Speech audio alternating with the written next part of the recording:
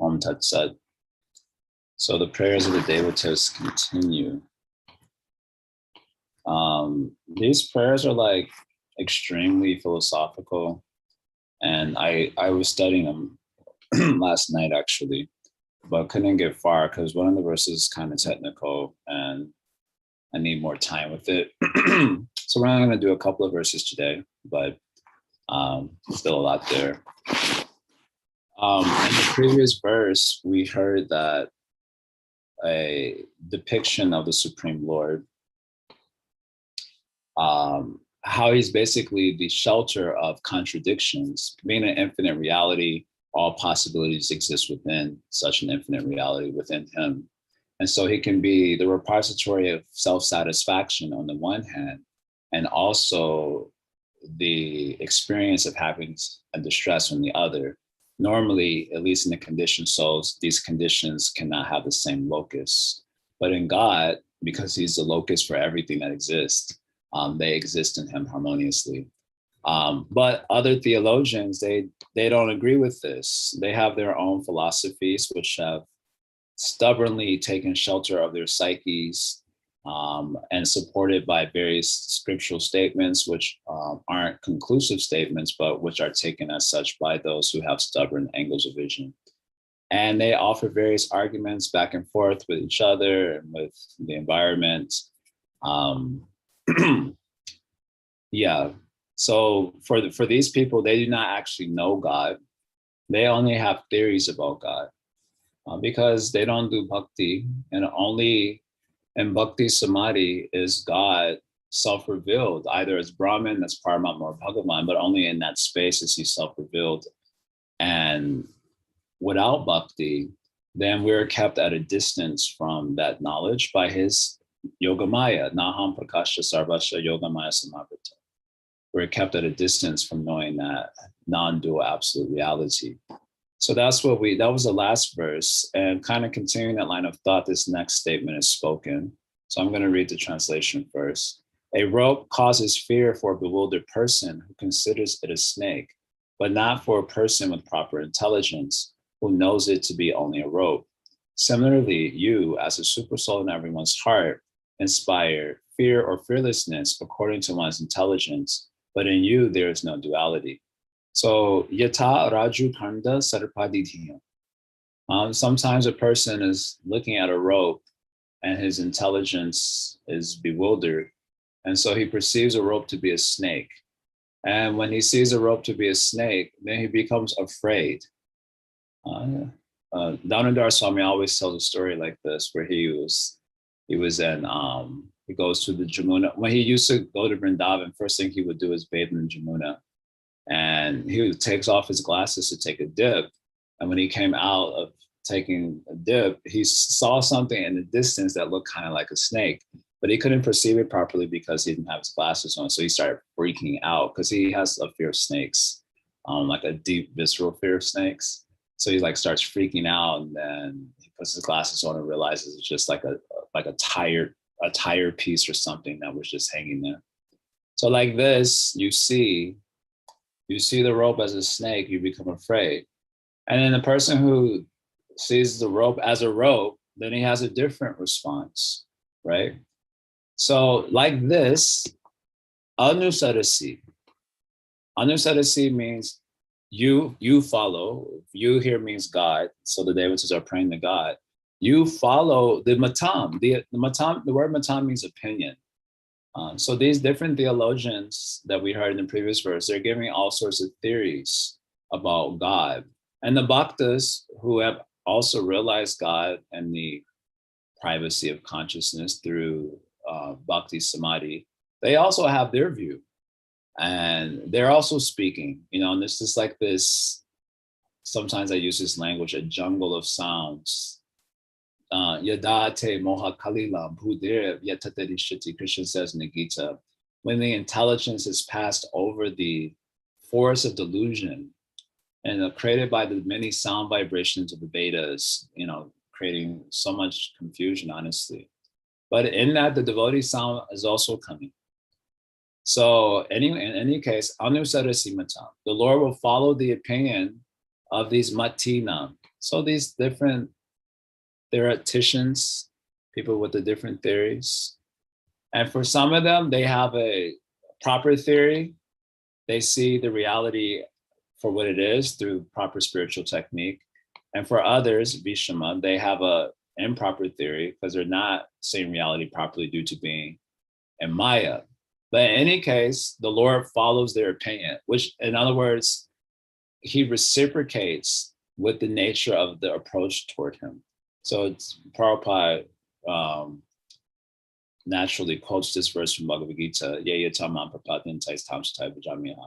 God isn't going to be there to protest the various theories that we have about him. So this is why we've often, well, not we, but Srila Sridhar Maharaj speaks about the passive agent of divinity and the active agent of divinity. And the passive agent of divinity is the scripture. And in many ways, you can say God himself is also a passive agent of divinity, because although he is present as Supersoul in the heart of all, he'll not contradict your theory about him. So if you catch some wrong theory and you're moving in the wrong direction, then God may reciprocate with that. Oh, this is the verse just saying like this. Matam anusadisi. Whereas a devotee is the active agent of divinity. He actively tries to correct the path of the conditioned soul and put him on the right, path, which means put him on the right conceptual understanding and help him with his bhajan, worship life, and in that way, help the wayward soul come to the right mark. He's very active in that way. So he's called as the active agent of divinity. This is Sridhar Maharaj's words. So without the presence of such active agents of divinities, God is very passive in this sense, reciprocating with the nature of his approach. In this verse, the word yata, yata means in accordance with the nature of the approach. And your approach towards reality is formed in no small way by your conceptions and by your practices. That's how everyone's approach to reality is, whether you're a karmi secularist or you're a devotee, it's informed by your conceptions and then subsequently the sort of practices based on those conceptions. And God will not contradict those. So this is the danger, not a danger as such, maybe that's not the right word, but this is the precariousness of the soul situation, that you'll be allowed to think that whatever you're thinking is correct. And unless there's an active agent of divinity really striving to put us on the right mark, then we'll be allowed to exist in that particular way. So it's dangerous. This is Mukunda was telling me, he was watching this movie Wild Wild West about Osho and his nonsense. And when the disciples of Osho were speaking about him, Mukunda was telling, I still haven't seen it yet, Mukunda was telling, they were speaking about him as the disciples speak about Srila Prabhupada.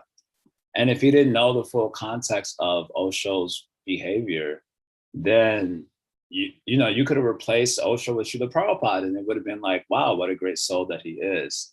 And so Mukunda, when speaking about that, mentioned, like, he said that kind of freaked me out a little bit. Just like, you don't know what you don't know. And this is, in a sense, is the problem of the conditioned soul also. We have double ignorance, if you will. The word avidya, we translate as ignorance. The word avidya is perhaps more precisely translated as double ignorance, because avidya, of course, means we don't know. All right, there's an absence of knowledge, but it's more than an absence of knowledge. It's a perception of wrong knowledge. That is what avidya is. It's not just an absence of knowledge, but it's a perception of wrong knowledge, avidya. So you don't know what you don't know, or you don't know and you don't know that you don't know. And you think that you have it right. And God is not going to correct that. So this is our precarious situation. So whatever theory you have about him or about whatever, then you will be allowed to have that idea, no problem. Therefore, at the end of the day, what requires the grace of sadhu to put us on the right mark. But even after the sadhu puts us on the right mark, in one sense, you don't know if it's the right mark until we've actually tasted the fruit of following that path. That's what I was mentioning yesterday, that until we have realization of God and the inner sanctum of consciousness, then we're, and in some sense, we're like the blind man holding the elephant. And you don't know if what you're saying is correct. You have confidence that what you're saying is correct. And God, of course, anusarasi matam, he follows that opinion also. But until you're actually having the anubhav of God, then anubhav meaning the actual perception of God, then you don't really know. And this is the last doubt that plagues the conditioned souls. So you know this verse from Bhagavatam. What is that? Hridaya vidite hridaya granti chandante sarva samshaya.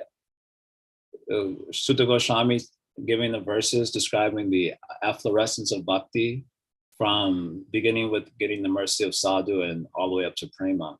And then he ends that sequence of verses with this verse, vidite hridaya grantis.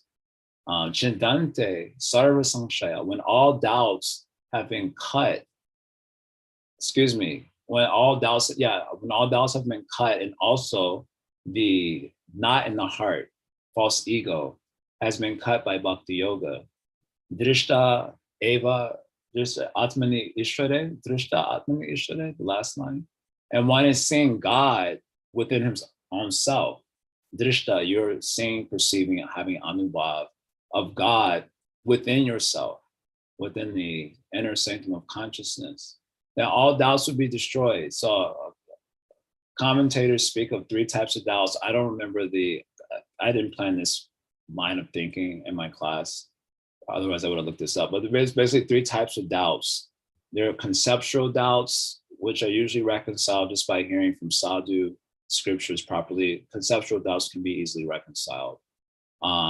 There's doubts probably about practice. I don't remember the second category of doubts. And then there's doubts about if you'll actually be able to experience God. And that last doubt is destroyed only when you're actually experiencing God. And so until that experience comes, then you'll be allowed to think that whatever you're doing or thinking is correct. But until you're having that experience, you may doubt. And I think this doubt is what causes devotees to lose fervor in their sadhana. We don't often think of it as a doubt that is causing us to lose fervor, but it is actually this doubt of, will I actually be able to realize God? That causes us to lose fervor in the application of our sadhana. We think basically like this: oh, I am so fallen, I'll not realize God in this life. Therefore, why even try so hard? I'll the 16 rounds will go on somehow or other, ram. Somehow that will go on. And, offer a little prasadam, I hang out with devotees a little bit and talk nonsense also. And sometimes talk Krishna also. We lose fervor because we have this doubt, a doubt that's not conquered unless you're actually having progressive experiences of God. And the scary part is we'll be allowed to think that that we're being progressive, that we're nicely situated, because God is the passive agent of divinity. Matam anusarisi. He follows your conclusion. Oh, that is your conclusion? Okay, I'll reciprocate with that also. So we're allowed to stay there. So in this sense, you can say this verse is indirectly indicating the need for powerful sadhu sangha to help us correct our course. In any case, some souls see the Lord as Brahman, some see him as matter, and in either case, he reciprocates with that vision. Just as a person who sees the rope as a snake experiences fear, so that's a sort of reciprocation. And the person who sees the rope as a rope experiences fearlessness, which is another sort of reciprocation. And so souls are having different experiences of God and experiencing fear or fearlessness according with their line of perception. Okay, and the next verse, super philosophical here. So I needed a lot more time with this verse, and I didn't take too much, but I'm going to try to do my best with what I got here. Reading the translation here, the devatas pray. With deliberation, one will see that the Supreme Soul although manifested in different ways, is actually the basic principle of everything. Okay. The total material energy is the cause of the material manifestation. But the material energy is caused by him. Therefore, he is the cause of all causes, the manifester of intelligence in the senses. He is perceived as a super soul of everything. Without him, everything would be dead. You, as that super soul, the supreme controller, are the only one remaining. Okay, so the Lord here, Saeva hi punaha. So he is the Sarva Vastuni Vastu Sarupaha. So of all the Vastus that we experience, you know this word Vastu? This word Vastu means like substance. So Sarva Vastu means all the substances in this world. So for example, I'm in my room right now. So I'm looking at my lamp. That's a Vastu. The chair is a Vastu. The computer is a type of Vastu. Everything that manifests in this world can be considered some sort of Vastu. But the Lord is Vastu Swarupaha. He is a very form of Vastu. In other words, he is the wellspring of Vastu from which other Vastus are emerging, right? So the Srimad Bhagavatam, you know, the very second verse describes him as such, right? Dharma projita kaitavatra paramo nirmatsaranam satam vedyam vastavam atra vastu shivadam tapatraya umulanam. So Vedyam Vastavam Atra Vastu Shivadam Tapatriya Umulanam. This means, and this Bhagavatam, Atra, and this Bhagavatam, the Vastava Vastu is described. You understand? Vastava Vastu. So there are two types of Vastus, Avastava Vastu and Vastava Vastu. So Vastava Vastu, which is what Bhagavatam is describing, means a Vastu that exists in all phases of time. You know, past, present, and future. That is called as the Vastava Vastu. The Avastava Vastu means the Vastus that come into being and out of being, like the lamp and the chair and the computer and our bodies and so on. These Vastus come into being and they come out of being. So the Srimad Bhagavatam is focused on the Vastava Vastu, that Vastu which exists in all phases of time. That Vastu, of course, is the personality of Godhead, Krishna, and his Shaktis. Krishna and his Shaktis, they are the Vastava Vastus that exist in all phases of time. So Krishna, his internal energy, his marginal energy, and also his Maya Shakti. The things that his Maya Shakti produces, those are called as Avastava Vastus. The Maya Shakti generates things that come into being and they come out of being. But the Shakti itself is always there, eternally, beginninglessly and forevermore, everlasting. So, but the very foundation of these Shaktis is Krishna. So he is the Vastu Swarupa, or the Vastava Vastu Supreme. And in the Srimad Bhagavatam, he says the Vastava Vastu is to be known, Vedyam. Veda means if you study the Srimad Bhagavatam, you will know this Vastava Vastu. And what is the result of knowing this Vastava Vastu? Shivadam Tapa Traya Umulanam. The Tapa Trayas will be completely uprooted. Tapa Traya, you know, means the miseries caused by body and mind, miseries caused by others' bodies and mind. That's how I like to say that one. And miseries caused by nature. These are called Tapa Traya. So Umulanam means to completely uproot them. In other words, no more ignorance. So that's the side effect. And the main effect is Shivadam. Shivadam means it will give auspiciousness, which means prema in this context for the Bhagavatam. So if you know the Vastava Vastu, you'll experience prema and that will destroy illusion. Tapatraya Umulanam.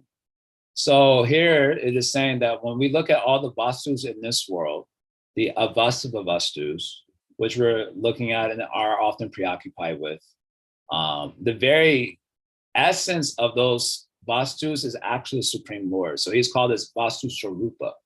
The real Swarupa of all these Vastus is God. So anyway, we'll try to describe this a little bit more in the course of the work. So although when we're looking at like a lamp, for example, I keep saying a lamp because I'm looking at my lamp, which is right in front of me. it looks like a lamp that's made of prakriti, right? It's made of the gunas of nature. But at the heart of it is actually God. The lamp is made of God.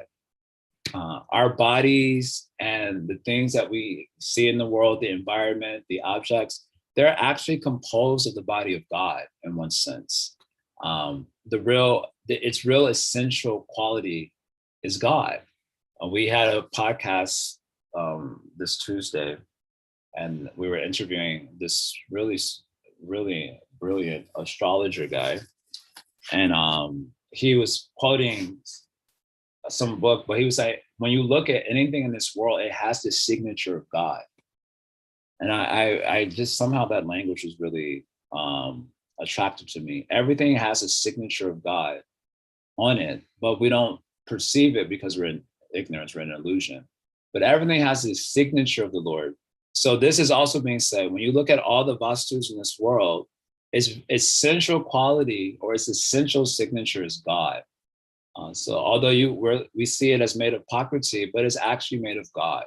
He is the real swarupa, the real form of all vastus. Okay, this will be kind of unpacked a little bit.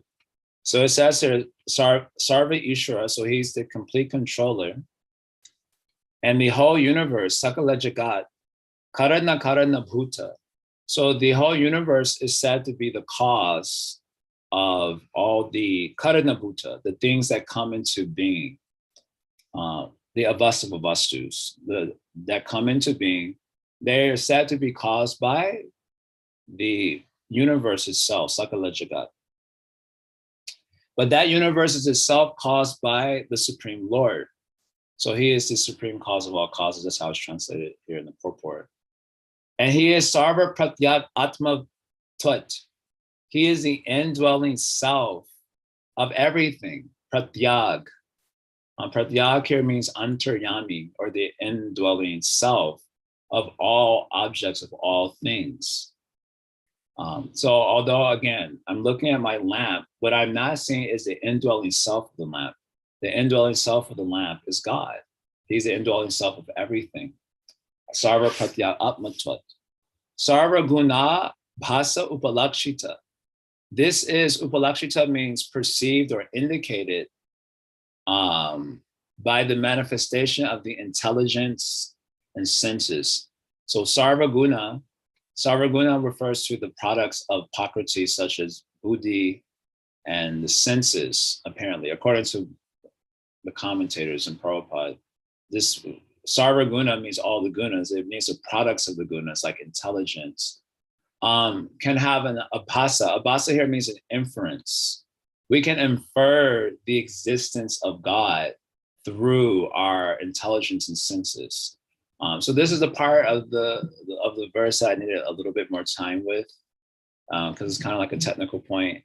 And I wanted to discuss 2:35. I'm just going to throw it out there for you guys to go read it yourself. Second Canto, chapter 2, verse 35. It's a very technical verse, and I need to sit with it for a little bit more time so I could recapitulate it in a way that was clear and meaningful, but I didn't have enough time to do that. So in any case, the intelligence and senses, they can infer the existence of God. Through their faculties, we cannot know God by the intelligence that's not imbued with bhakti, but we can infer his existence through these faculties. Why? Eka eva paryavashishtita. Because it is God alone that is the remainder after all these things are dissolved.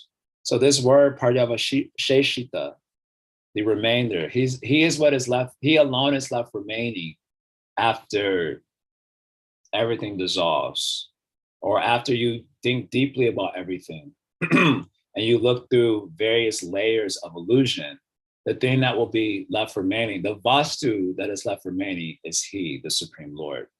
So this reminded me of an important verse from the Prayers of the Personified Vedas, which I'm going to share here. Another super technical chapter. Anyway, we're just going to share it here. Very nice verse, Prayers of the Persona. This is the second verse that they're speaking of. Briha upalabdha metar avayanta vasheshataya. Yata udayastam ayo vikritir riddhi va vikritat. Atarishayo dadusta imano vachanacharitam. Katamayata bhavanti bhuvithatta padhaninanam. So here he is saying that, okay, the context is in the first verse, they're glorifying Bhagavan as the supreme. That's the first verse of the personified Vedas. So this leads to a Purvapaksha. The Purvapaksha is, well, the Vedas actually glorify Indra and Agni as supreme. If you study the Vedas, a lot of the Vedas, they actually don't, apparently they don't speak a lot of direct Vishnu worship, because 3/4 of the Vedic canon deals with like Vedic ritual for enjoyment, karma kanda. So a lot of glorification is ostensibly for Indra and other devatas, because they are more closely linked to the material enjoyment program. And so when you study the Vedas, they have these statements which make it appear that Indra and others are supreme. So the first verse of Vedas are saying God is supreme, Bhagavan. So the Purvapaksha is coming, no, Vedas say that Indra and Agni and others, they are supreme. So the Vedas want to respond to this. So they say this thing, Briha upalabdam etar avayanti. So this word upalabdam means anything perceived, upalabdam, anything perceived, etat, in this world. So this world means the Mayic world, including Indra and Agni, who you say is supreme. Anything you see in this world, including Indra and Agni, that's the context here. Avayanti, they say, they here refers to the sages. They say that that is the Brihat. That is the supreme. The word here, Brihat, means the supreme Lord. That grand reality that spreads everywhere and encompasses everything is called Brihat. Brihat means like the great. So God is the great. So anything you see, that's what they say, the sages say, that is Brihat, that is actually God, that is Brahman, that is Bhagavan. They say that. Well, how can they say that? No, that's a lamp I'm looking at, that's a chair I'm looking at, that's Indra, that's Agni. How do you say that that's Brahman or that's the Brihat? Well, because he is the Avasheshataya, because he is the remainder. So that's how I thought of this verse, because this verse says Paryavasheshita, the verse we're looking at today. And here, Avasheshataya, he is the remainder. What do you mean by the remainder? It means when everything dissolves, what is left remaining, that is the truth. Said in another way, just like there's so many lies going on in the material world. The main lie is that we think we're bodies and we promote that. So this is the major lie. But just like on a more conventional sense, there are a lot of people speak about a lot of lies, fake news, this, that, and the other. But lies have no basis to stand on. They have no inherent basis to stand on. In fact, interestingly enough, a lie only functions on the strength of truth, because a lie is accepted because people think it's the truth. Otherwise, it would collapse on its own self immediately. So it's kind of interesting how lies, they themselves, lies, exist on the ground of truth. But because they have no inherent truth to them, they dissolve. And what is left remaining is the truth. So God is called as the Avasheshataya. He is called as the remainder. When everything dissolves, what will be remaining? That is God. That is the truth. So he is the remainder. So they give an example. What is their example? Yata udayastam ayo vikriter mridi. The example is just like the clay. So the clay, it undergoes transformation, vikriter. It undergoes a transformation, and it produces udayastamayo. It generates and dissolves objects like a clay pot. This example is always given in the Bhagavatam and Upanishads also. Clay is the generation source of clay, like a clay pot. In other words, a clay pot comes from clay. And it also dissolves into clay or the earth. So the earth or clay transforms into a clay pot. So it is the generation of a clay pot. And the clay pot also returns to the clay. This is the example that I'm giving. So God is being compared to this clay pot, the ingredient cause of everything. We talked about this yesterday, so I don't need to repeat it in great detail here. But if that is the case, if God is the ingredient cause of everything that we're seeing, then does he undergo transformation? And if he undergoes transformation, that means he loses his self, he loses his personality when he transforms into the world. So then the Upanishad says, nope, avikritat, he is without transformation. And the Sri Vishwanath's comment actually is interesting. He says that even when clay transforms into a clay pot, it still remains clay all the while. It's just like kind of like a subtle example. It's kind of a subtle example. So it's not like when the clay transforms into a clay pot, the clay pot becomes still. It's still clay.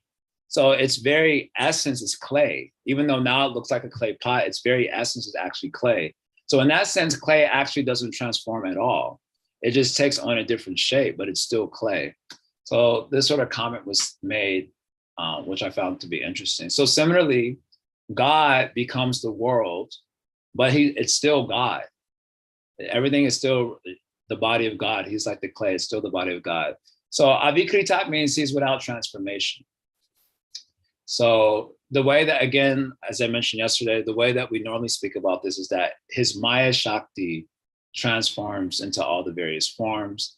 And because the Shakti is not different from the possessor Shakti, therefore you can say God is, becoming the world. That's how we normally talk about it. And I'm giving this other interesting comment that was made by one of our acharyas, that the clay still remains clay even when it becomes a pot. And so in that sense, it's not transformed. It's not that clay turns into some other alloy, like a metal, like a steel or something, or copper. It still remains clay all the while. So even when God becomes the world, he's still God. This is kind of the sense here. He's avikritat, without the transformation.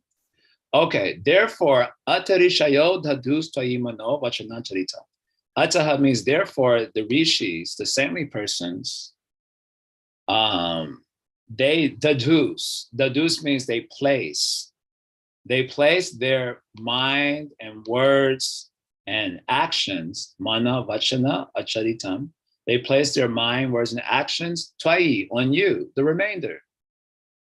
Tvai means you. Who is you? Avisheshataya, the remainder. So when they're thinking about things, when they're speaking about things, when they're performing actions, they place it on the remainder. Whereas the conditioned souls, we keep placing our mind, words, and actions on the things produced from the ground of being. But the sages, they place their mind on the remainder, that true reality, that reality that is Vastu Swarupa, the very essence of the thing. They actually put their mind on that. So like, for example, when we look at a body, we place our minds on the body or the mind. Oh, I don't like his personality. It's like this, it's like that. Whereas the rishis, they place their mind on the heart of the matter, the Vastu Swarup, God himself. And a nice example is given here. Katamayata bhavanti bhuvi tatta patani nirna.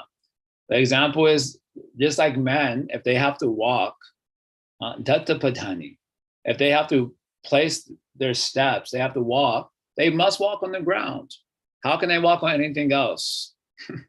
They can't walk on air. So if they have to walk, they have to place their foot on the ground. So since God is the very ground of everything, naturally the rishis are walking on that ground. So whatever they're thinking about, speaking about, acting on, they're acting on that Brahman. That's what the example is given like that. How is it possible not to? Even the karmis, when they're speaking about this, that, and the other, they're actually walking on the ground of God. They just don't know it. Because how is it possible to do otherwise? If God is everything in essence, how is it possible to think about anything else or talk about anything else or do anything else? So because we have pritak bhava, the separateness disease, so we think that we're talking about something else, but that is actually not possible. We're talking about God, but we're talking about God in a way that's not helpful for us often. We're talking about God in a way that keeps us entangled in matter. But those who can see the very essence of everything, the Vastu Swarup, they speak in a different way. So this is as much as I was able to get to. There's one part of this prayer that I needed to spend more time with to explain it properly. But that's all I got today. So anyway, the heart of their prayer is that if you study everything deeply, then what you'll come to is God himself. And that way, yeah, you are everything. That's and in a devotional sense, and this is what makes these prayers so nice. The devatas are telling Narayana that you are everything. Actually, you're the essence of everything. You're the indwelling soul. If we go to the heart of the matter, we will find you are there. Unfortunately, their interest is not so much in the remainder. They're interested in Swargaloka. So that is their difficulty here. Okay, I'm going to pause here. That's all I was able to get to. Does anyone want to say anything or ask a question or make some comment? I don't think I see anything in the chat box today. Yes, Shamsundari. It reminds me what the scientific Einstein used to say, like the more he investigate and go deeper into science, the more he realized that there is a essence behind it. Yeah, God, I hear that physicists, they were trying to find a theory of everything, like one sort of formula that could explain everything in the universe. And the devotees, we could say, hey, we've already done that work. It's Krishna. And we just look like extremely naive. So no one takes us seriously when we talk. But if they study Bhagavatam, then they may get an appreciation for the depth of things that are going on. Okay, Siddha Hari with Radha Jivan's cow thingy. Siddha Hari, you Hare Krishna, Prabhu. Prabhu, I was wondering that yesterday you mentioned something and it also connects to today. This is in regards to the point that God is trans-logic. He is beyond the rational. He can accommodate both 0 and 1.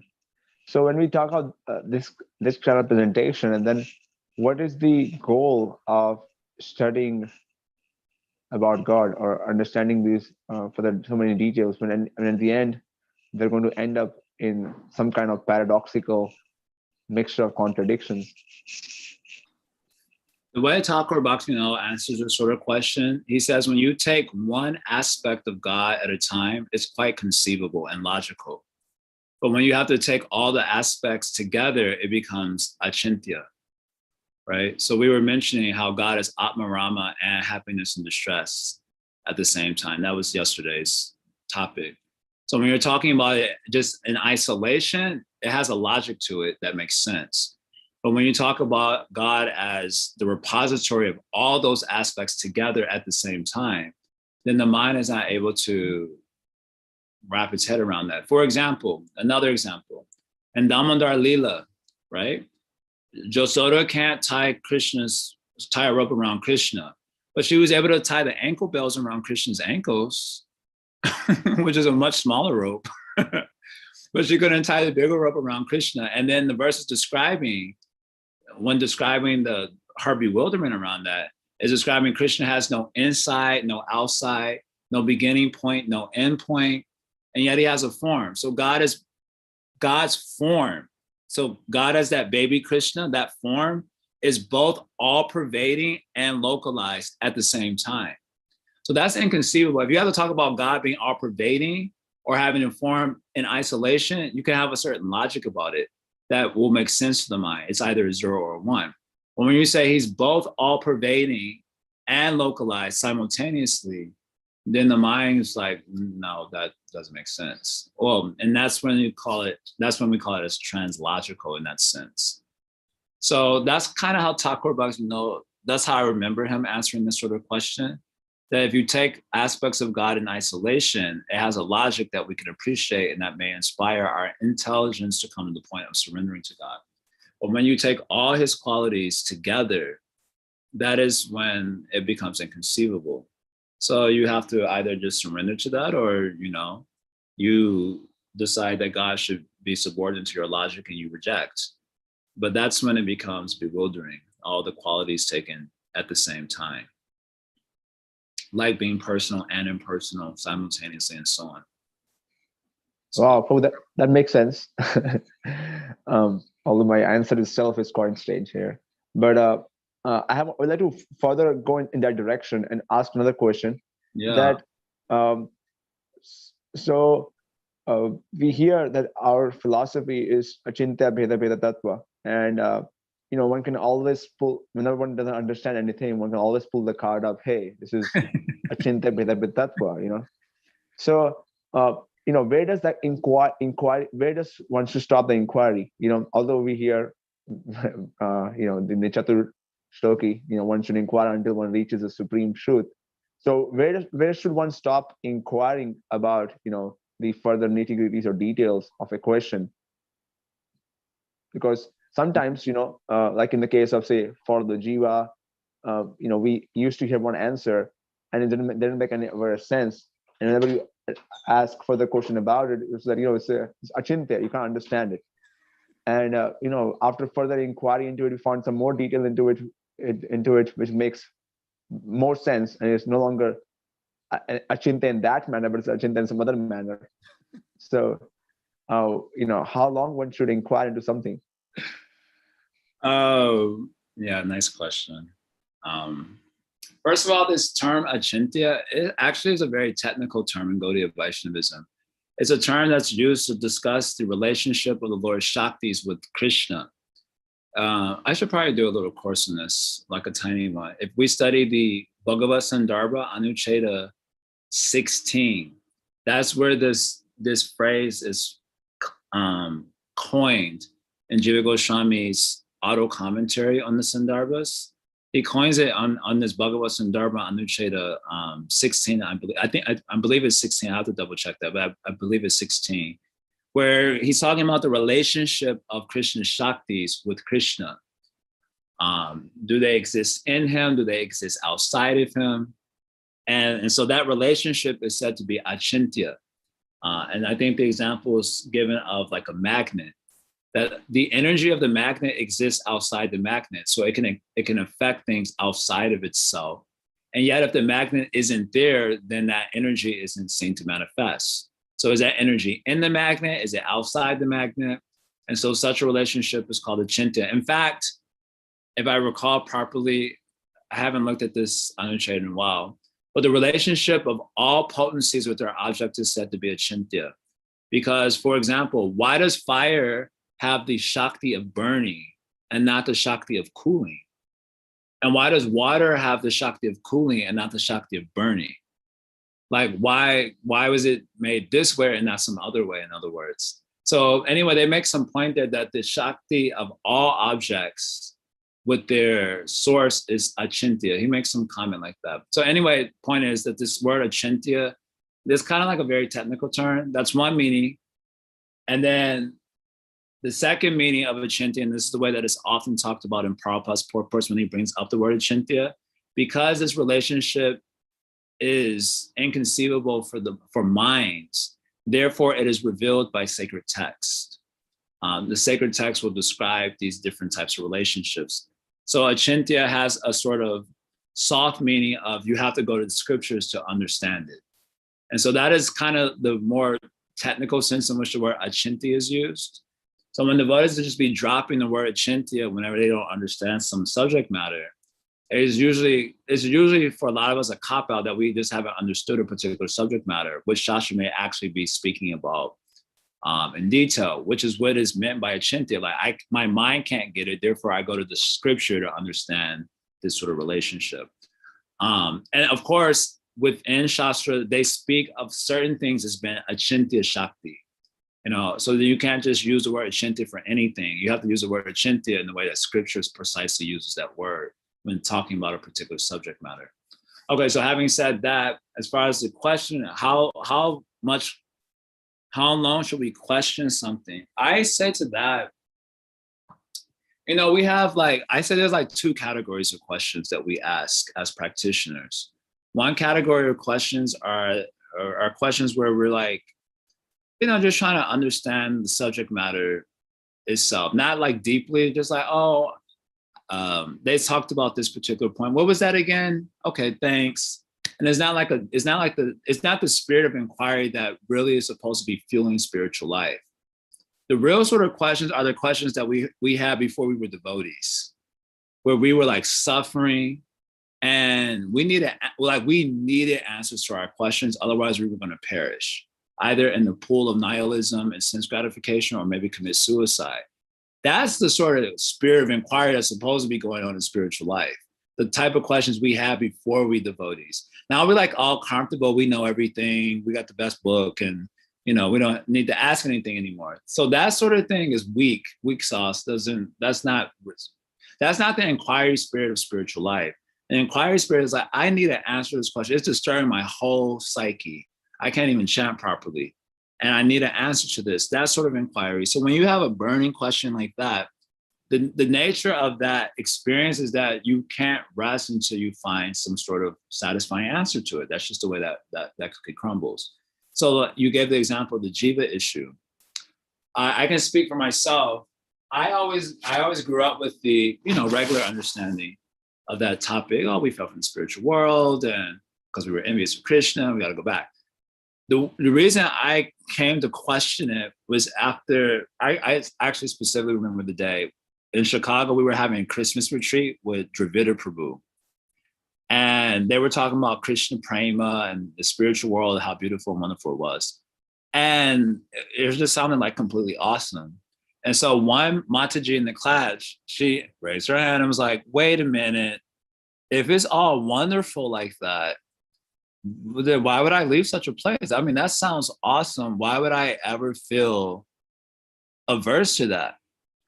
And so Dravida Prabhu, bless his soul, Dravida Prabhu and Rama Swami, he was the other person. They gave the lamest answers. No offense. Their answer was like just so lame and so weak. And it was kind of like they just tried to bypass it, that it caused a question to appear in my psyche. Like, wait a minute, there's actually a real conundrum. I need to find an answer to this question. And so I couldn't rest until I found an answer that was satisfying. Otherwise, my psyche was disturbed. And so I say that you say, how long should we question? Yeah, when you have a real question, that's the first point that I'm making. When you have a real question, the nature of such real questions, I sometimes refer to them as archetypical questions. In other words, these are the questions of eternity. Every soul who walked the path of spiritual life have asked these questions. So they're like I call them like the questions of eternity. Everyone who's really walked the path has encountered these sorts of questions. So when you've contacted the question of eternity, the nature of the experience of such an inquiry is that you must have an answer to it. That's just how it functions. And so how long should I ask the question until you get answered? That's just the way that cookie's going to crumble. That's kind of like my understanding and appreciation of it. Even if you get this sort of like, hey, it's just achintya, the end. If that actually satisfies your question, then you'll stop asking. But the very fact that you're not satisfied will lead you to continue to do research until you get a more satisfactory answer. That's just the way that cookie's going to crumble. So that's my attempt to answer that question. That's the best I can do.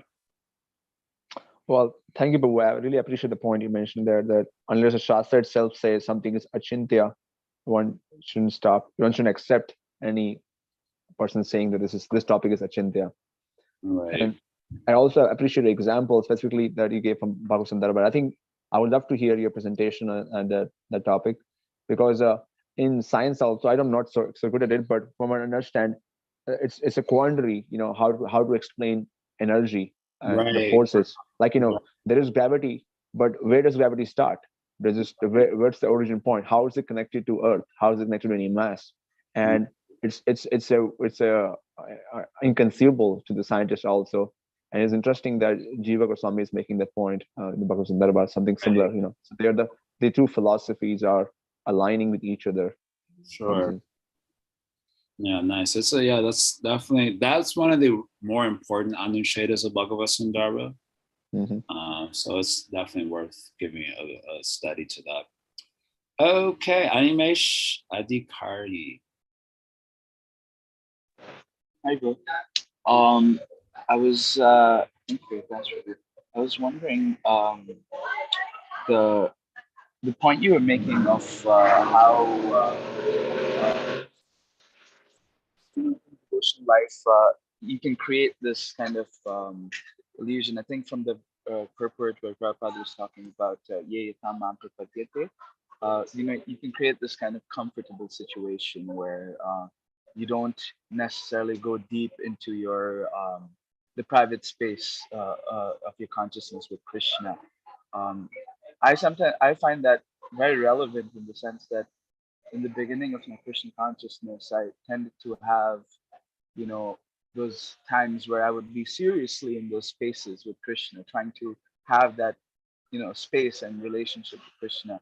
But as time goes on, it seems that there's a lot of comforts that come in devotional life that, Krishna is like, okay, I created this kind of illusion for you where you don't want to go deep into that relationship more. So how do you come out of that situation? And your guess is as good as mine, bro. Let's move to Vrindavan, Govardhan, and do sadhu sangha. Our hope lies there. We don't. Braj Bas is considered a huge talking point in our philosophy. Go and live in Braj. It's like a huge talking point. The essence of all advice, Tishnam Braj, go live in Braj.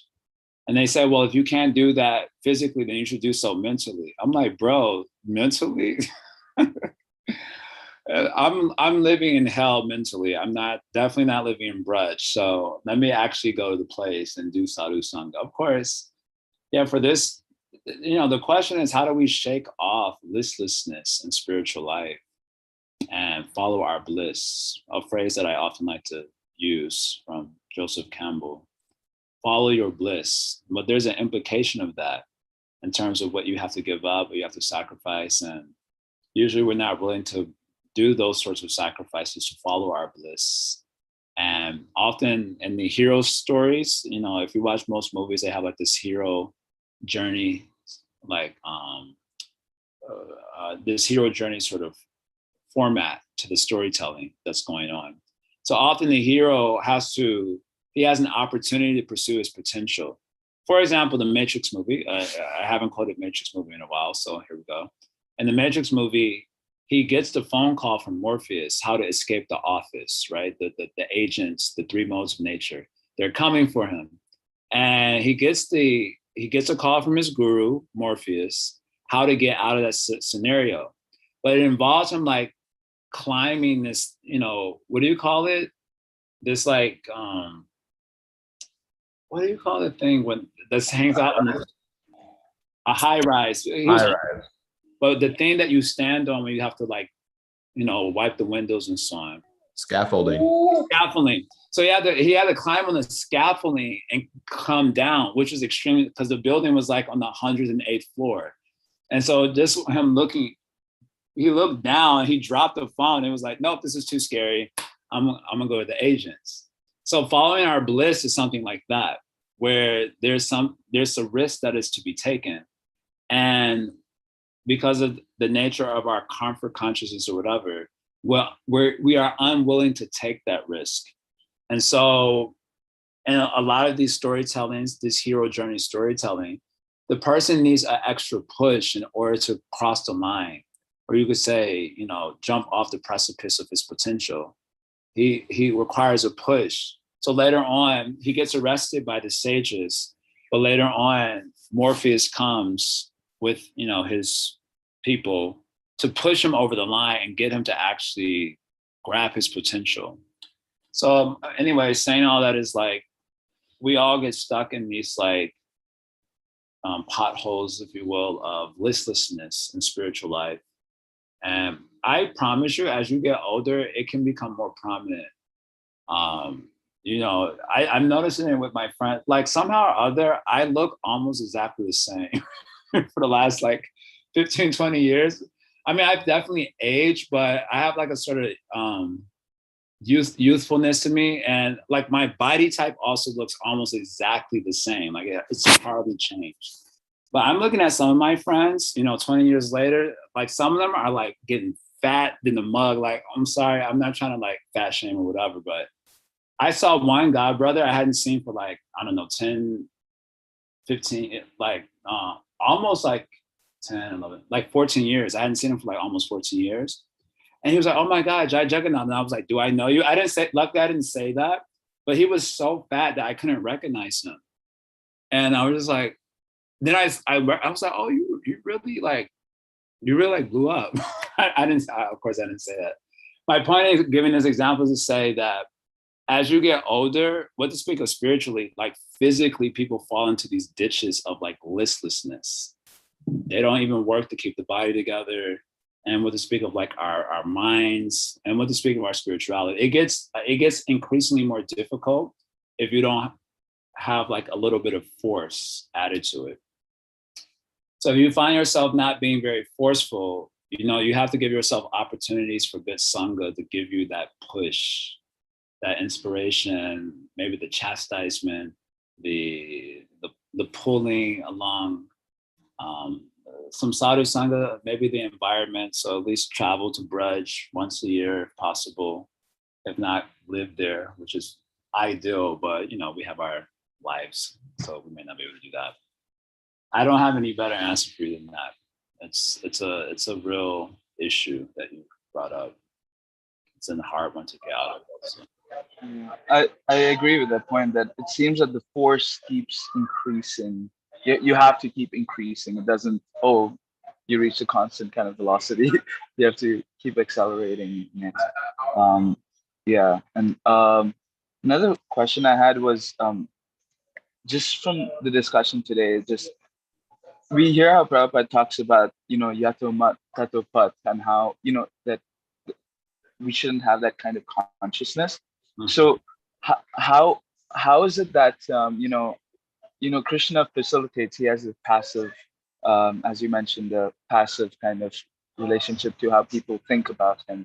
But at the same time, we hear that there's this absolute conception of like, Krishna and Vrindavan, that's the highest platform of realization. So like, how do you reconcile, people having so many different conceptions at the same time of having like this absolute sense? No, what's the problem? Nothing to reconcile. That's the way the reality is, the way cookie crumbles. Krishna is the truth that contains all other forms of the Godhead, right? He also contains all the jivas and all the reality itself. Everything is inside Krishna. So all possibilities are reconciled in him. So everything becomes possible in one sense within Krishna. But if that is the case, then why try to realize Krishna? That question comes up. And this comes up in many prayers also. For example, nice prayers there from Prahlad Maharaj. Let me pull it up real quick.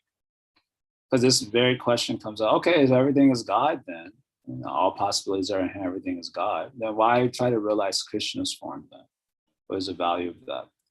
So Prahlad Maharaj offers this interesting prayer. I think it's verse number